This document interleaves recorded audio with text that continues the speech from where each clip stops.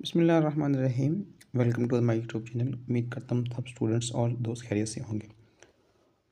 बहुत से स्टूडेंट्स को इस बात की परेशानी रहती है कि बी फार्मेसी का सिलेबस बहुत ज़्यादा है, हम तैयार नहीं होता, या हमें कुछ ऐसे टॉपिक्स बताया जाए इनको तैयार करके हम इजीली पेपर में पास हो सके। क्योंकि बी फार्मेसी का पेपर 1 का सिलेबस जो है ना वो काफ़ी लेंथी होता है, तो स्टूडेंट को तैयार करने में काफ़ी मुश्किल होती है।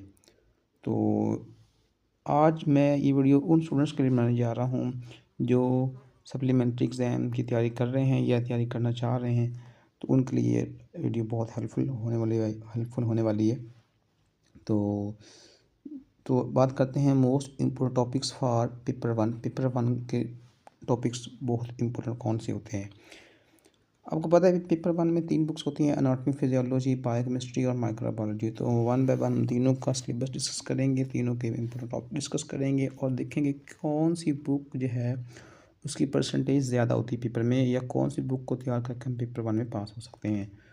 तो नेक्स्ट स्लाइड पर पढ़ते हैं। सबसे पहले हम बात करेंगे एनाटॉमी और फिजियोलॉजी की बात करेंगे। एनाटॉमी और फिजियोलॉजी का पोर्शन जो है ना ये बड़े इंपॉर्टेंट किरदार अदा करता है पेपर 1 में।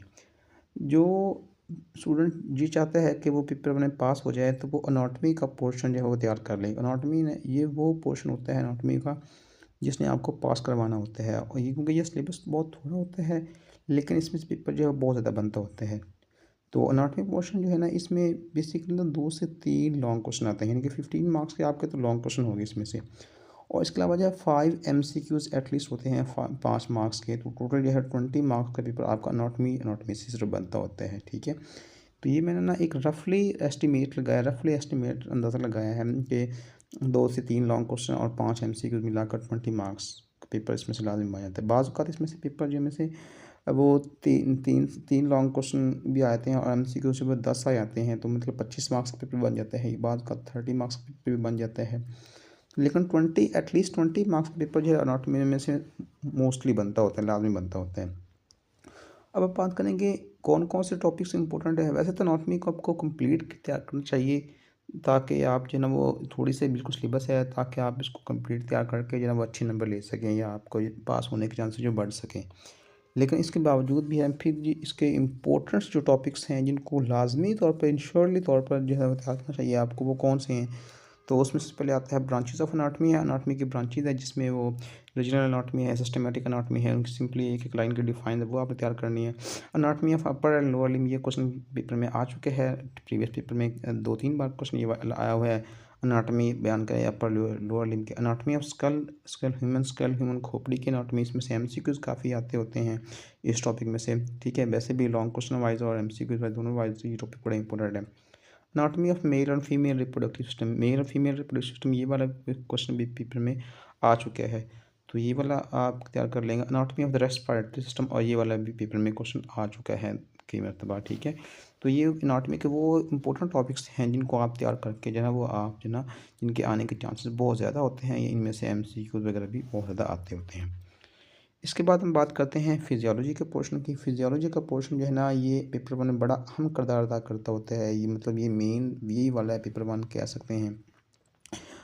इसमें से कम से कम जो ना 2 लॉन्ग क्वेश्चन तो मस्ट आते हैं, एटलीस्ट 2 लॉन्ग क्वेश्चन तो मस्ट है। जो मैंने जिन टॉपिक्स लिखे हैं ना फिजियोलॉजी के, इनमें से ना 2 लॉन्ग क्वेश्चन तो कम्प्लीटली आएंगे ना, ज़रूर आएंगे इंशाल्लाह। 10 मार्क्स के 10 कम अज़ कम इसमें से MCQ हो जाते हैं। 20 मार्क्स का पेपर इसमें से बन सकता होता है, ये जो नीचे मैंने टॉपिक्स दिए हैं। लेकिन ये 20 मार्क्स से ज़्यादा पेपर भी बन सकता है होता है, ठीक है। तो 30 मार्क्स का 40 मार्क्स का पेपर भी इसमें से तब बन सकता है। लेकिन ये जो मैंने टॉपिक्स ये दिए हैं इनमें से कम 20 मार्क्स का पेपर तो इंशाल्लाह मस्ट आएगा।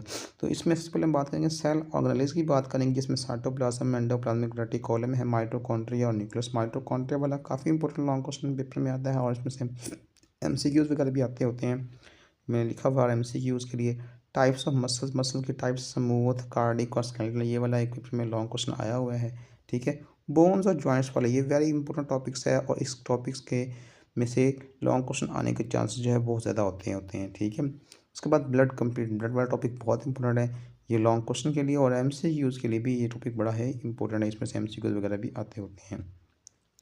फिर ब्लड ग्रुप्स है और ECG इलेक्ट्रोकार्डियोग्राफ, ये टॉपिक्स वो फिजियोलॉजी के हैं जो बहुत इंपॉर्टेंट है, और इनमें से काफ़ी जो है पेपर आने के चांसेस होते हैं। नेक्स्ट हम बात करेंगे फिजियोलॉजी का पोर्शन जो है, इसमें रेस्पिरेटरी सिस्टम आता है एमसीक्यूज़ के लिए, वो आप तैयार कर सकते हैं। रेस्पिरेटरी जिसमें टाइटल वॉल्यूम है, वॉल्यूम कैपेसिटी है, ठीक है, वॉल्यूम कितनी कैपेसिटी, लंग कैपेसिटी कितनी होती है, पल्मोनरी वॉल्यूम कितना होता है, तो वो मुख्तलिफ एमसीक्यूज़ में इसमें से आते होते हैं। स्किन और फंक्शन, स्किन और उसका फंक्शन, ये इसको जनरली आप पढ़ लीजिएगा, ये वाला टॉपिक बड़ा इंपॉर्टेंट है। इसमें से एक एमसीक्यूज़ वगैरह भी आते हैं या बाद का लॉन्ग क्वेश्चन भी आता है। सलाइवा, गैस्ट्रिक जूस और बाइल जूस, ये एंड पर 3 टॉपिक्स दिए हुए हैं। ये एमसीक्यूज़ वाइज के लिए बहुत इंपॉर्टेंट है, इनमें से एमसीक्यू ज़्यादा बनते होते हैं। न्यूरॉन और टाइप्स हैं, न्यूरॉन क्या होता है, न्यूरॉन की कौन सी टाइप्स होती हैं, सेंसरी, मोटर और इंटर न्यूरॉन, उसके टाइप्स जो हैं वो इसमें से आते हैं। ईयर और टंग, ठीक है, स्पेशल सेंसेस में से ये 2 टॉपिक्स हैं, ईयर और टंग यानी कि टेस्ट वाला।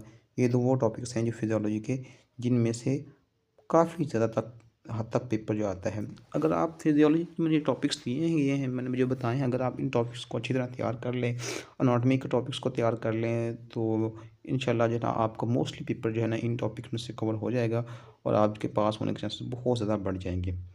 इसके बाद हम बात करते हैं बायोकेमिस्ट्री की। बायोकेमिस्ट्री जो है ना वो पेपर 1 में भी किरदार अदा करती है। इसमें से कम 3 लॉन्ग क्वेश्चन जो 15 मार्क्स के आते होते हैं बायोकेमिस्ट्री में से, और एटलीस्ट 15 एमसीक्यूज इसमें से आते होते हैं, यानी कि 30 मार्क्स का पेपर जो है आपका बायोकेमिस्ट्री में से बन जाता होता है, ठीक है।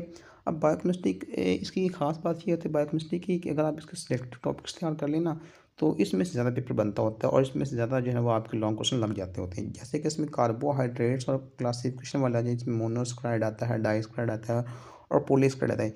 इसमें से 1 या 2 लॉन्ग क्वेश्चन मस्ट आते होते हैं ये कार्बोहाइड्रेट्स वाला टॉपिक से, ठीक है ना। आप पेपर अगर उठा कर देख लेना पिछले प्रीवियस वाले, तो कार्बोहाइड्रेट्स वाले इसमें टॉपिक में से कोई ना कोई लॉन्ग क्वेश्चन लाजमी तौर पर आता होता है इसमें से। इस तरह प्रोटीन्स और लिपिड वाला टॉपिक है, इसमें से 1 लॉन्ग क्वेश्चन मस्ट आता है, यानी कि अगर आप ये 2 टॉपिक्स तैयार कर लेना, कार्बोहाइड्रेट्स और प्रोटीन और लिपिड वाले, तो इनमें से आपके कम से कम 2 लॉन्ग क्वेश्चन तो मस्ट लग, यानी कि 10 नंबर का पेपर आपका इसमें से कवर हो जाएगा। और बाकी एमसीक्यू इसमें से जो आएंगे वो अलग से हैं, मतलब 5 एमसीक्यू आ जाए तो 15 मार्क्स, या 10 एमसीक्यू अगर इसमें से बनते होते हैं तो 20 मार्क्स का पेपर बन जाता होता है इसमें से, ठीक है। इस तरह डीएनए और आरएनए, जो जिसमें डीएनए आरएनए क्या होता है, इसमें से मोस्टली एमसीक्यूज बनते होते हैं, ठीक है। वाइटामिन और टाइप्स जो हैं ये काफ़ी इंपॉर्टेंट है, ये एमसीक्यूज के लिहाज से भी इंपॉर्टेंट है। वाइटामिन, वाइटामिन कौन कौन से इंपॉर्टेंट है, वाटर सॉल्युबल जो वाइटामिन होते हैं ADE and K, ठीक है।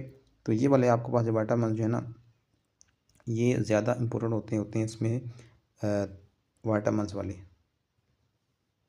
ADE और K जो है ना, ये वाइटामिन जो है बहुत इंपॉर्टेंट है। इसके अलावा हार्मोन्स बहुत इंपॉर्टेंट टॉपिक आपके इसमें से, जिसमें से कौन कौन से हार्मोन है, ग्रोथ हार्मोन आता है इसमें से, ऑक्सीटोसिन हार्मोन है, ठीक है।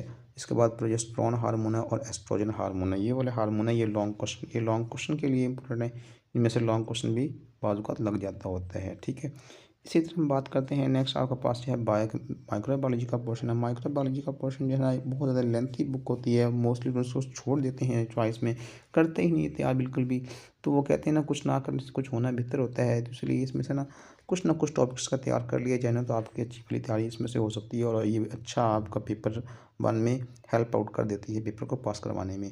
इसमें से कम 2 लॉन्ग क्वेश्चन जब वो 10 मार्क्स के आपके लग जाते होते हैं, और 10 अगर एमसीक्यूज आए तो आपको 20 मार्क्स पेपर इसमें से आप इजीली अटैम्प्ट कर सकते हैं। कौन कौन से टॉपिक्स तैयार करके कर सकते हैं, इसमें से पहले टॉपिक आता है शेप्स बैक्टीरिया वाला। बैक्टीरिया वाला टॉपिक जो है बहुत इंपॉर्टेंट है, शेप्स इसमें आती हैं, इसमें से एमसीक्यूज और लॉन्ग दोनों आते हैं, लेकिन मैं तो आपको ये रिकमेंड करूँगा इसमें से ज़्यादा जो है वह एमसीक्यूज आते होते हैं, ठीक है। और बाज़ का जो है लॉन्ग क्वेश्चन भी अटैम्प्ट, आप इसको लॉन्ग क्वेश्चन वाइज तैयार करेंगे तो आपको एमसीक्यूज ऑलरेडी तैयार हो जाएंगे। उसके बाद फंजाई और यीस्ट वाला टॉपिक है, ठीक है। ये वाला पेपर में सबसे लॉन्ग क्वेश्चन आता होता है फंजाई यीस्ट में से 1 लॉन्ग क्वेश्चन। कल्चर मीडिया जो है इसमें से काफ़ी ज़्यादा एमसीक्यूज वगैरह भी आते होते हैं और लॉन्ग क्वेश्चन भी आते होते हैं। और स्टेरिलाइजेशन, ये सबसे अहम टॉपिक है स्टेरिलाइजेशन बायोकेमिस्ट्री में, ये बहुत मोस्ट इंपॉर्टेंट है और 1 लॉन्ग क्वेश्चन इसमें से मस्ट आता है, ज़रूर आता होता है। अगर आप देखें इसमें से 1 लॉन्ग क्वेश्चन ये तैयार कर लें तो 5 मार्क्स का क्वेश्चन आपको यहाँ से तैयार हो जाएगा, यहाँ से, ठीक है, स्टेरिलाइजेशन टॉपिक से, ठीक। और 1 लॉन्ग क्वेश्चन आपका इन 3 टॉपिक में से लाजमी तौर पर 1 क्वेश्चन लग जाएगा, यानी कि 2 लॉन्ग क्वेश्चन आपके 4 टॉपिक्स तैयार करने से आपको 2 लॉन्ग क्वेश्चन लग जाएंगे और इनमें से एमसीक्यू भी आपके लग जाएंगे, यानी कि 15 से 20 मार्क्स का पेपर जो है ना वो आप इजीली अटैम्प्ट कर सकते हैं 4 टॉपिक्स तैयार करके। तो इस तरह से ना ये सिलेक्टिव टॉपिक्स हैं, अगर आप इन सिलेक्टिव टॉपिक्स को तैयार करें तो आप पेपर 1 को जो है वो काफ़ी हद तक जो है ना वो तैयारी कर सकते हैं और पासिंग मार्क्स से अच्छे मार्क्स ले सकते हैं, ठीक है। तो उम्मीद करता हूँ आपको ये वीडियो अच्छी लगी होगी। अगर वीडियो अच्छी लगी हो तो वीडियो को लाइक और चैनल को सब्सक्राइब कर दीजिएगा। तो इंशाल्लाह मैं ना नेक्स्ट जितना वो पेपर 2 को डिस्कस करूँगा। पेपर 2 के पूरे टॉपिक्स कौन कौन से हैं और वो कौन कौन से टॉपिक्स को तैयार करके आप अच्छे मार्क्स ले सकते हैं। तो मिलते हैं एक नेक्स्ट अच्छी सी वीडियो के साथ, तब तक के लिए अल्लाह हाफिज़।